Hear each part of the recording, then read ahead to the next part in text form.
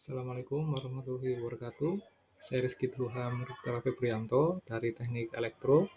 Di sini saya akan mempresentasikan tugas Sistem Informasi Manajemen yang bertemakan manajemen data. Apa itu manajemen data? Lalu apa hubungannya dengan bidang manajemen informasi yang lebih luas? Pertama adalah tepat untuk membedakan antara ketentuan data dan informasi. Data adalah fakta mentah. Kata mentah digunakan untuk menunjukkan bahwa fakta belum diproses untuk mengungkapkan maknanya.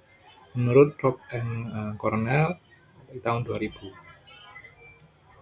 Informasi adalah data yang diproses yang menjadi dasar pengambilan keputusan.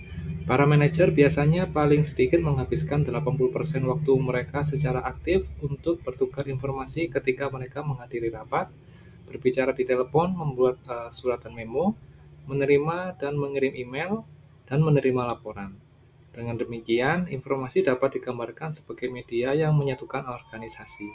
Itulah sebabnya mengapa informasi begitu penting dalam sebuah organisasi atau perusahaan atas dasar sebagai berikut.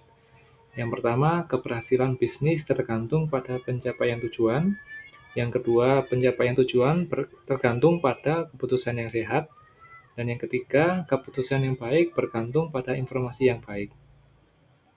Oleh karena itu, dapat disimpulkan bahwa mengelola informasi sebagai sumber daya adalah kegiatan manajerial yang penting. Manajemen sebagai sumber daya perusahaan dengan menerapkan prinsip-prinsip manajemen yang baik, termasuk perencanaan, pengorganisasian, pengembangan, dan kontrol atas data dan informasi. Mengintegrasikan orang-orang, perangkat keras, perangkat lunak, dan sistem, mengubah data menjadi informasi, dan memanfaatkan informasi secara etis dalam pengambilan keputusan untuk pencapaian tujuan. Menurut Lessing dan Skipper tahun 2001. Mengapa manajemen data begitu penting? Data dianggap sebagai sumber daya yang berharga bagi organisasi modern dengan akses ke banyak data dan berbagai tipe data yang berbeda. Organisasi membuat investasi besar dalam penyimpanan data dan infrastruktur manajemen. Organisasi menggunakan sistem manajemen data untuk menjalankan operasi kecerdasan bisnis dan analisis data dengan lebih efisien. Kami memberikan beberapa manfaat manajemen data di bawah ini. Yang pertama, meningkatkan pendapatan dan laba. Yang kedua, mengurangi inkonsistensi data. Dan yang ketiga, memenuhi kepatuhan terhadap perusahaan. Informasi sebagai sumber data. Lalu, apakah informasi itu sumber daya? Ya, dalam sebuah organisasi atau bisnis, informasi adalah sumber daya yang harus dikelola seperti sumber daya lainnya, seperti orang, uang, tanah, mineral, bensin, peralatan, dan sebagainya. Ini menyeratkan bahwa diperlukan teknik khusus untuk menerapkan manajemen informasi, layaknya penerapan teknik manajemen sumber daya lainnya, seperti perencanaan, penetapan biaya, penganggaran, dan evaluasi. Menugaskan seseorang pada posisi tertentu untuk sebuah tanggung jawab khusus dalam perusahaan dan lainnya. Informasi hanya dapat dikelola sebagai sumber daya jika tiga syarat berikut terpenuhi. Yang pertama, pembuatan informasi dilakukan untuk berkontribusi pada beberapa tujuan organisasi. Yang kedua, hubungan informasi dengan pencapaian tujuan yang disebutkan dapat dengan jelas ditunjukkan. Dan yang ketiga, hubungan dapat diuji secara empiris. Mengelola data tradisional. Sebenarnya, file dan sistem file tradisional yang berbentuk kertas dalam map adalah sebagai bagian dari akar historis dari database. Mereka memberikan wawasan tentang bagaimana proses manajemen data telah berkembang. Masalah khas terjadi pada lingkungan file tradisional. Yang pertama, redundansi data, keberadaan data rangkap dalam beberapa file data. Yang kedua, kurangnya berbagai dan ketersediaan data. Informasi dalam berbagai file dan di berbagai bagian. Yang ketiga, organisasi tidak dapat dihubungkan karena program komputer khusus harus ditulis untuk mengambil data dan setiap file independen. Yang keempat, kurang fleksibilitas. Informasi yang diminta oleh orang, permintaan yang diantisipasi terlalu lama untuk diambil. Yang kelima, ketergantungan program data. Setiap perubahan dalam data memerlukan perubahan di semua program yang mengakses data. Yang berikutnya, kepemilikan data yang tersebar. Lebih dari satu file data memiliki informasi yang sama dalam format yang berbeda. Selain itu, tidak selalu jelas siapa yang memiliki data dan dengan demikian siapa yang memikul tanggung jawab untuk integritas dan pemeliharaannya. Yang berikutnya, kebingungan data. Data dikumpulkan dan dipelihara di banyak tempat yang berbeda. Oleh karena itu, item data yang sama dapat memiliki arti yang berbeda di berbagai bagian organisasi. Ya, yang terakhir, keamanan yang buruk. Karena data yang berlebihan dan banyak pemilik data dengan tingkat kepedulian yang berbeda-beda tentang pentingnya elemen data tertentu, sehingga tidak mungkin untuk mengetahui apakah setiap bagian dari informasi yang sama telah memiliki keamanan sendiri. Manajemen data, dengan demikian bahwa kebutuhan untuk pendekatan yang lebih terstruktur, praktis, dan efisien untuk mengelola data menjadi jelas. Solusi untuk kebutuhan ini adalah pendekatan database atau basis data untuk manajemen data yang dibahas pada bagian berikut.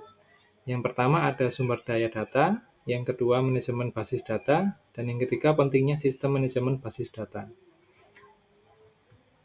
Yang pertama ada sumber daya data. Data adalah bahan baku utama dalam sistem informasi. Oleh karenanya, dalam sistem informasi terus dikembangkan bagaimana mengelola data agar lebih baik.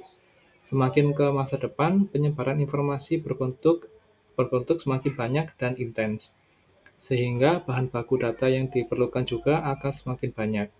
Karena semakin banyak, bisa dipastikan diperlukan manajemen yang baik dalam penyimpanan data dan penyebaran informasi. Data walaupun berupa digital, namun mereka bisa dalam banyak bentuk. Saat ini, data yang disimpan atau dikelola tidak hanya dalam berbentuk teks atau file, namun juga dalam bentuk gambar, video, maupun suara. Di banyak negara, CCTV merekam seluruh aktivitas yang dijangkaunya. Ketika diperlukan, mereka bisa menyediakan informasi beberapa menit saja. Yang berikutnya, manajemen basis data. Penting untuk memahami sejak awal akan database dan database manajemen. Di dunia sekarang, hampir setiap bagian data yang ingin akan diakses, diatur dan disimpan dalam beberapa jenis database. Pertanyaannya bukanlah haruskah saya menggunakan database, melainkan database apa yang harus saya gunakan. Meskipun banyak orang tidak mempunyai keilmuan dalam desain data, namun mau tidak mau mereka semua akan menghabiskan sebagian besar waktunya untuk mengakses data dalam berbagai basis data. Sebuah database dapat terdiri dari satu atau lebih bahkan ribuan tabel. Dengan desain tabel yang baik, maka pencarian data akan semakin efisien dan cepat. Yang ketiga, pentingnya sistem manajemen basis data. Sebelum mengetahui pentingnya sistem manajemen basis data atau database management system atau yang disingkat DBMS dapat dipahami, perlu mendefinisikan istilah basis data dan sistem. Database atau basis data dapat digambarkan sebagai kumpulan data yang terintegritas. Kumpulan data ini disusun untuk melayani banyak aplikasi secara efisien dengan memusatkan data dan meminimalkan data yang berlebihan. Suatu sistem adalah sekelompok komponen yang independen tetapi berinteraksi atau saling terkait, yang terdiri dari keseluruhan yang bersatu dan bekerja bersama menuju tujuan bersama dengan menerima input dan dalam proses konversi terstruktur menghasilkan output yang diperlukan, menurut Lessing dan Skriper tahun 2001. Dari dua definisi di atas, bisa disimpulkan bahwa sistem basis data atau database system adalah kumpulan data di mana data diorganisasikan melalui proses konversi terstruktur untuk menghasilkan output yang diperlukan. Sistem basis data adalah organisasi data itu sendiri, perangkat keras tempat data berada, Perangkat lunak yang mengontrol penyimpanan dan pengambilan data, dan pengguna diri. Lebih lanjut, keunggulan sistem basis data sebagai berikut. Yang pertama, redundansi dapat dikurangi. Yang kedua, inkonsistensi dapat dihindari. Yang ketiga, data dapat dibagikan. Yang keempat, standar dapat ditegakkan. Yang kelima, pembatasan keamanan dapat diterapkan. Yang keenam, integritas dapat dipertahankan. Dan yang terakhir, persyaratan yang saling bertentangan dapat seimbang. DBMS bertindak sebagai antarmuka atau interface antara program aplikasi dan file data fisik. DBMS meringankan programmer atau pengguna akhir dari tugas mengelola data tersebut. Memahami di mana dan bagaimana data sebenarnya disimpan. Karena data adalah bahan baku penting dari mana informasi berasal, maka beberapa alasan di bawah menjawab mengapa DBMS penting dalam masyarakat berbasis informasi. Yang pertama, karena data sangat penting, kita harus memiliki cara yang baik untuk mengelola data tersebut. DBMS membantu membuat manajemen data jauh lebih efisien dan efektif daripada sebelum DBMS menjadi kenyataan. Yang kedua, DBMS dapat diberi instruksi atau diprogram sehingga memungkinkan untuk menghasilkan jawaban cepat atas permintaan penyediaan data atau informasi ad hoc. Yang ketiga, dengan fitur multi-akses, DBMS dapat memberikan data atau informasi dengan skala yang luas, sehingga pandangan pada organisasi secara operasional dapat dengan mudah dilihat. Dan yang terakhir, tempat penyimpanan menjadi lebih hemat dan lebih abadi dibanding penyimpanan dalam bentuk hard copy. Terima kasih, demikian presentasi dari saya. Assalamualaikum warahmatullahi wabarakatuh.